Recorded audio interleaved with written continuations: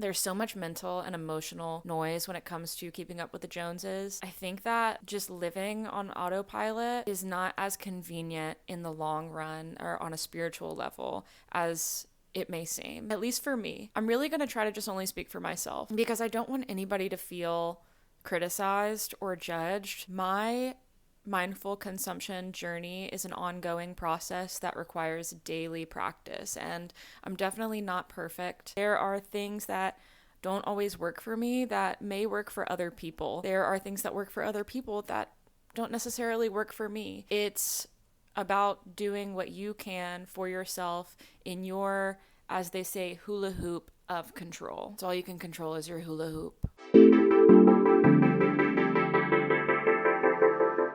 So the first category that I want to get into is home goods. My boyfriend and I moved into our place in July of 2025, which means we've been here for about 1 year and 1 month. And it has been a process that has required some patience. We have basically just started getting to a place that feels fully furnished. Almost everything in our house is secondhand in some form or fashion. Most of our furniture is gifted to us from friends and family. We've been very blessed in that way that our families have good taste. But I will say that if you want nice, solid furniture, you should get it secondhand at the thrift store. There's no shortage of furniture in the world. You're not going to find it immediately. Probably. I don't know. Some thrift stores like are popping when it comes to furniture. When we first moved in, I was filled with this urgency to fully furnish everything and have everything done and make it look exactly like a Pinterest board. It hasn't worked out like that. I had to be really patient, and I think that it's important when you're developing a space to give it room to breathe. So instead of buying things as placeholders just because I feel like I need something, I really try to just let that space be empty. I think that it always looks better to have less stuff but have stuff that is really exactly what you want than it is to have more stuff just because you want to make a room feel full. An example of this would be like when people put down rugs that are too small for a space. I would argue that it looks better to just not have a rug in the first place and just wait until you have a rug that's the right size. In the past, okay, I'll speak for myself. In the past, I have put things up just because I feel like there has to be art on the walls. And then I put up a piece that I don't really want to look at every day. But if I just have a blank wall, I don't feel that like conflict as much. As you can kind of see in the background of our room, like we don't have this right here. This is the only piece of art in our room because this is the only piece of art that feels personal to me and feels like it has a history to it. And all the spaces that I seem to gravitate towards and the spaces that I feel very developed have been over time, and the things in the spaces have history and they were collected, and it wasn't just like, let's go to the thrift store today and buy a bunch of stuff to fill my house. But don't get me wrong, I've found a lot of good stuff at thrift stores over time. I'm just very selective with the things that I buy at the thrift store now. So yeah, I try to take things slow. I mostly buy things secondhand. I also feel like I avoid the desire to upgrade things all the time. For example, we have a TV started glitching out a little bit. Like when we turn it on, it'll do like loud static and it's like a little jarring, but we just haven't upgraded it yet because we're waiting until it gets to the point where it is truly inconveniencing us every day. Similarly, we have a refrigerator that is kind of too small for us. I love the look of it because it's a classic white refrigerator, but as a household that cooks a lot and puts a lot of stuff in the freezer, it's a little too small for us. So we're looking into upgrading it at some point, but we've just been using it for now because it's not urgent to upgrade things when you already have something that really works perfectly fine. I like to put time in between wanting to purchase something and purchasing said thing. I'd like to put as much time in between it as possible, even if it creates a little bit of discomfort. That space in between is where you really find out what is going to work for you, and you're able to brainstorm and you're able to consider your different options. My second category is fashion. For me personally, I buy 90% of my stuff at the thrift store. Shoes, not so much. I tend to buy shoes new. I do sometimes buy shoes at the thrift store, but thrifted shoes kind of have a bad track record with me. A lot of them tend to fall apart. I don't know. My theory is that because the clothes and the shoes are kept in a hot warehouse, not like a conditioned, weather-controlled warehouse, that the glue melts and that's why they fall apart. I don't really know. I don't know why they fall apart, but they tend to fall apart. So I will buy shoes new the majority of the time, and sometimes I'll buy basics new. But what I like to do is plan these purchases for a long time. I will research into different brands and products and look for exactly what I want. And then I'll think about it for a while so that by the time that I do get the thing, I'm so happy that I finally got it because I've been thinking about it for so long. And then there are like a few limitations that I set for myself when I'm even thrifting. Mainly, I don't buy anything unless it's a 100% yes. If I have even a little bit of a doubt about something and the way that it looks on me, I don't buy it. Because typically, when I do buy those things, I don't end up wearing them. I try to buy things that are 100% cotton, silk, linen, don't make you stink when you sweat as much as polyester. When I wear polyester shirts, I sweat more and I smell worse. So it's just like not worth it for me. And I also recently bought a clothes hanging rack, which I think is going to help my clothes last longer, and it saves us on our electricity bill because we don't use the dryer as much. This might be like a weird way to look at it, or it might be like an unpopular opinion, but I don't like donating my clothes. I try to avoid donating my clothes. And what I mean by that is this. A, I don't donate my clothes to Goodwill. They get enough stuff. I know that if I'm not donating my clothes to Goodwill, there are still plenty of other people that are going to do it, so they'll be perfectly fine. I tend to try to find other places to give my unwanted clothing. So I will firstly have friends and family look through the clothes. I love free stuff. I know other people love free stuff. If I have stuff that nobody wants, I will donate it to a local source. So for me personally, there is a clothing donation drop-off very close to my house that is in the parking lot of a church, and those clothes get sent to a local thrift store. Proceeds from the thrift store get donated to the church. I also have a friend who will like seasonally take clothing to donate to the homeless, but mainly I try not to have clothes to donate in the first place. I find that I have been victim to a thing that a lot of people involve themselves in, which is kind of a constant cycle of thrifting and decluttering. So like buying lots and lots of thrifted clothes and then purging those clothes out of your closet, donating them, buying more clothes. I don't know. That just feels very dysfunctional to me. I don't think the process of like binging and purging is good in any scenario. Like I said, I'm very selective with the things that I buy from the thrift store, and then I'm very selective with the things that I get rid of. What I've been doing lately in my practice is I've been saving clothes that I feel like I don't really want to have in my closet, or I don't know how to style them. I'll let them kind of just like be out of my closet for a few months, and then I'll come back to them and I'll look through them. And I have found that sometimes they work better when I've just been distanced from them. I think that when clothes are new to us, not necessarily like new clothes, but like when we like haven't had them for a while, they don't have as much of a relationship with us. So we don't know how to have a relationship with them. And it can be hard to style new things. Sometimes you just need to put it on the back burner, and then you can revisit these things and they might work. And then you don't have to donate them because like you bought them for a reason. Third category, beauty products. I don't wear a lot of makeup. I don't like the way that it feels on my skin. I'm also like not very skilled when it comes to makeup application. I mainly just wear lip products, and sometimes I'll wear mascara. That doesn't mean though that I am immune to marketing and advertisement. And because I don't wear a lot of makeup, I invest in high quality. I do think that higher quality makeup applies better, looks better, lasts longer. I don't buy a lot of like bath and body products.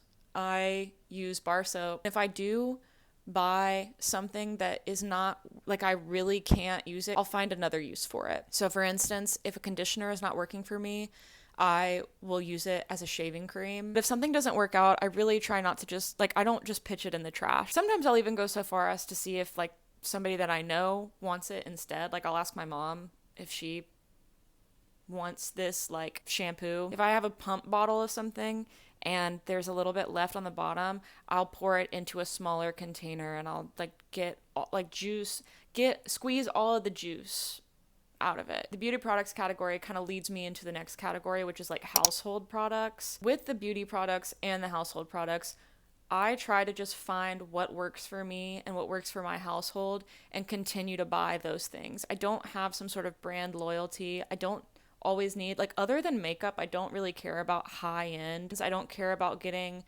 the most expensive, eco-friendly dishwasher soap or whatever. Like, a lot of that is just greenwashing. I just find what works for me and I keep using it. I also make a lot of our household stuff. So I make our laundry detergent. It's like a powder detergent that I mix together. It's very easy. I make like a vinegar spray, and then we just use Dr. Bronner's for an all-purpose spray. I do have a more industrial cleaner for the bathroom. I just don't have a lot of like single purpose products, like an oven cleaner and then a floor cleaner and then a window cleaner. Like, we've simplified and we've condensed. We also just try to figure out what works for us, and then we buy those things in bulk once we do figure it out. Toilet paper, deodorant, toothpaste, floss. That way we're not constantly having to buy things. We're not prepper level or anything that crazy, but it's just like, if we know we're going to have to buy this thing again, why not just go ahead and buy it now? Okay, moving right along. The next category is technology. Kind of similar to what I was talking about earlier, I'm not always obsessed with upgrading to the latest technology. I do have the latest phone, and I did invest in that after having a much older iPhone for quite a while. I did this because I like to film on my phone. I didn't want to go out and buy another camera. I wanted something that I use every single day. It worked out for me and like what I needed, but I drive a paid off car. I'm not worried about upgrading my car. I'm going to use it until the wheels fall off, honestly. I don't care about getting a brand new TV, like fitness tech or like a Roomba or like random stuff. I saw the Roomba version of a lawnmower the other day, and that was crazy. Like, I did not even know that that existed. But I digress. Streaming services. We have in my household one television streaming service. So my boyfriend and I share a Netflix account, and then we also share a YouTube Premium family account. I sometimes experience FOMO when everybody is watching a show that is on a streaming service that we don't have.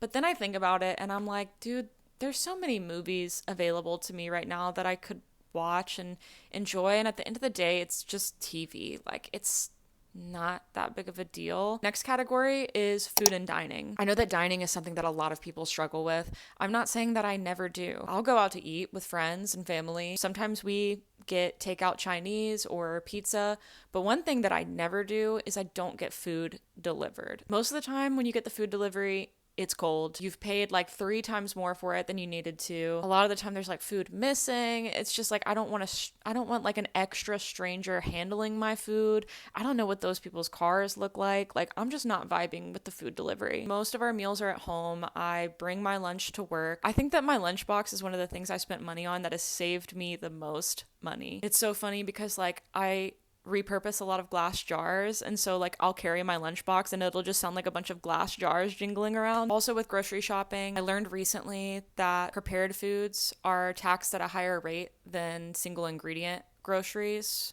which is crazy. With my boyfriend and I both working, it's not realistic for us to cook everything from scratch or make dinner every single night. But mainly we try to eat a whole foods diet. I also like to meal plan. I'll do a very